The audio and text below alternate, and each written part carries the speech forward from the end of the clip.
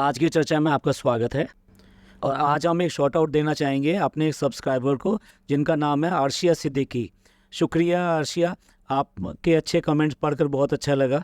आज का पॉडकास्ट बहुत ख़ास है क्योंकि आज के पॉडकास्ट में हम एक और ख़ास पर्दा हटाने वाले हैं।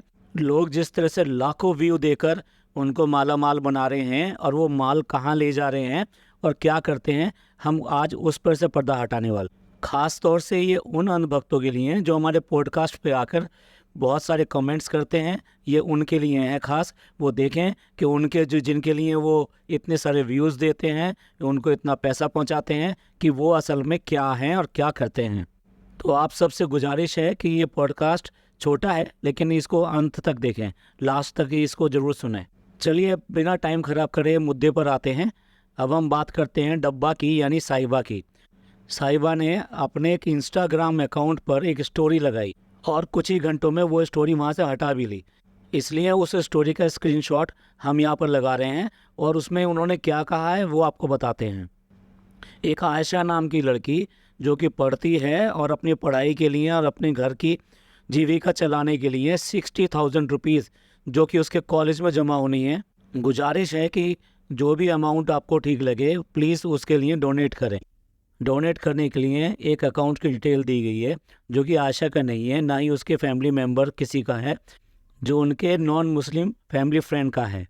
अब देखिए, ये एक बड़ी सिंपल सी बात लगती है और एक अच्छी बात लगती है कि आप दूसरों की मदद करें और मदद के लिए अपील कर रहे हैं। लेकिन देखने वाली बात यह है कि अगर खाली इन्हीं की बात की जाए, यानी सवा इब्राहिम की ही बात की जाए और ओनली यूट्यूब की इनकम की बात की जाए, तो उस यूट्यूब इनकम पर इनका जो ज़कात बनती है वो एस्टिमेटेड वैल्यू के हिसाब से कम 5 गुनी है जो जितने का ये डोनेशन करने के लिए सबको कह रही हैं। और ये कह रही हैं कि आप कुछ भी अमाउंट जो भी आपको ठीक लगे वो डोनेट कर सकते हैं। देखिए, ज़कात तो उन पर भी वाजिब है, तो उनको भी तो अपनी इस साल की ज़कात देनी है, तो क्यों नहीं वो अपनी तरफ से ये ज़कात देती। और अगर देखा जाए तो इस फैमिली के अंदर 3 ब्लॉगर हैं। अगर वो चाहें तो 20-20 हज़ार रुपये भी देकर आराम से इसका किया जा सकता, जिसमें उनको कोई भी तकलीफ़ नहीं होगी, क्योंकि ये एक बहुत छोटा अमाउंट है। अगर देखा जाए तो ये अपने जो सेलिब्रेशन करते हैं, पार्टीज़ करते हैं, वो इससे कई गुना ज़्यादा होती हैं। और फिर जब मसला ज़कात का आता है तो वहाँ पे ये नहीं होता कि क्या कॉस्टली है और क्या वो है।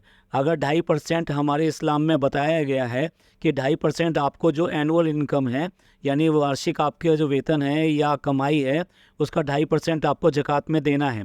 और ये वाजिब माना गया है और फ़र्ज भी है। जैसा कि हमने अभी एक वीडियो बनाई थी जिसमें मुस्लिमों के क्या क्या फ़र्ज होते हैं उसके ऊपर वीडियो बनाई थी, उसमें भी ये दिया गया था कि ज़कात जो है 5 जो फ़र्ज हैं मुसलमान के उनमें से एक है। तो क्या ये जो कानून है इस घर पे लागू नहीं होते हैं?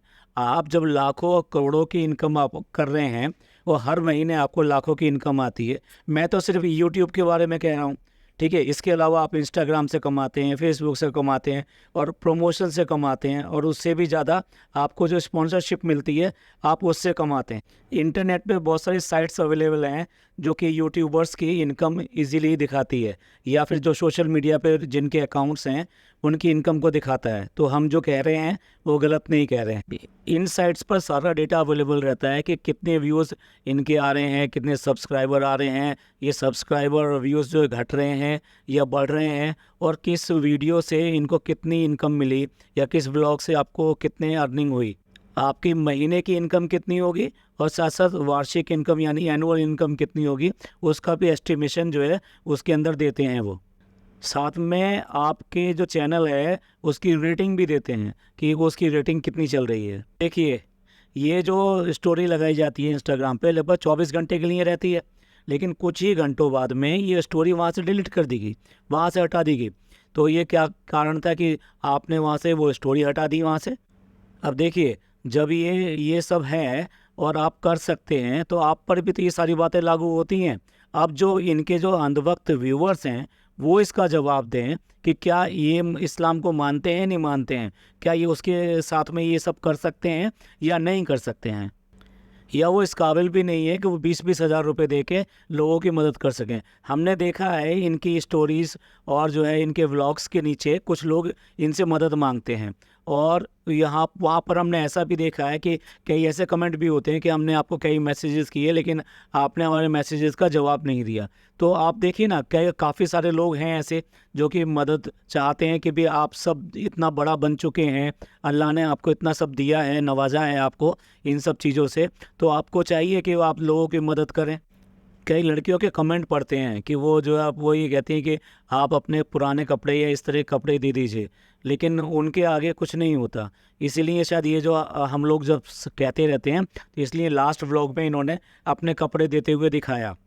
और क्या आप अंदाजे से बता सकते हैं जो सूट जो इन्होंने व्लॉग में देते हुए अपनी मेड को दिखाया था वो कितने का था?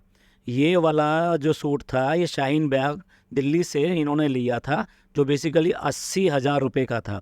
और इन्होंने अपने ही व्लॉग में कहा था कि फ्रेंड्स इसकी बाजू कट गई है। और इसके बाद ये वाला जो सूट था वो मुंबई वाली जो मेड थी उसको वो दे दिया गया। अब देखिए, यही वो पर्दा था जो कि हम इनके भक्तों से और इनके व्यूवर्स की आंखों के सामने से हटाना चाहते थे कि ये कहने को कुछ और हैं और दिखाने को कुछ और हैं। अब देखिए, ये कोई इतना बड़ा अमाउंट नहीं था जो आसानी से ना दिया जा सके। हम इस बात का बिल्कुल समर्थन करेंगे और कहेंगे कि यस, डोनेशन करना चाहिए और पब्लिक से भी अगर डोनेशन मिलती है तो वो भी हमें लेनी चाहिए। लेकिन वो अगर कोई बहुत बड़ा अमाउंट है तो उसके लिए आप कलेक्शन कीजिए और सब लोगों को देना चाहिए। ज़कात एक ऐसी चीज़ है कि जो ज़रूरी है और आदमी के लिए बहुत ही वाजिब और फ़र्ज़ है, तो इसलिए ये तो सब करना चाहिए। तो हम भी करना चाहते हैं और बाकी सब लोग भी करते हैं। लेकिन देखने वाली बात यह है कि छोटे छोटे अमाउंट के लिए अगर आप इस तरह का डालेंगे तो ये कहाँ से ठीक रहेगा। आप सलमान खान को देखिए, क्या सलमान खान का ढिंढोरा पीटता है या ऐलान करता है कि वो कितनी मदद कर रहा है, लेकिन आप देखेंगे उसकी मदद इतनी सारी है, अल्लाह ने जब उसको इतना चीज़ों से नवाजा है तो वो क्या ये देखता है कि मेरी ज़कात में कितना बनता है? वो हमेशा मदद के लिए हमेशा आगे रहता है। कितनी बार तो लोग खुद आके कहते हैं कि हमें इस चीज़ के लिए मदद जो है सलमान खान की तरफ से मिली थी।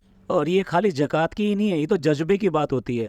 आप इसमें अगर चाहें तो सोनू सूद को देखिए, वो मदद के लिए हमेशा कितना आगे रहते हैं और उन्होंने अपना इतना पैसा लगाया, यहाँ तक कि काफ़ी प्रॉपर्टी उन्होंने बेचनी भी पड़ी जब कोरोना के टाइम पे उन्होंने इतने सब लोगों को मदद किया। तो ये मदद जो है ये एक ऐसी चीज़ है, इसमें धर्म और इन सब की बात नहीं है। जहाँ मौका पड़े करनी चाहिए और बिल्कुल ज़रूर करनी चाहिए।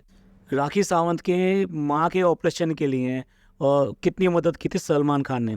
यहाँ तक कि बार बार बिग बॉस में अगर राखी सावंत आती है तो वो इसीलिए आती है क्योंकि सलमान खान उनकी मदद करना चाहते हैं।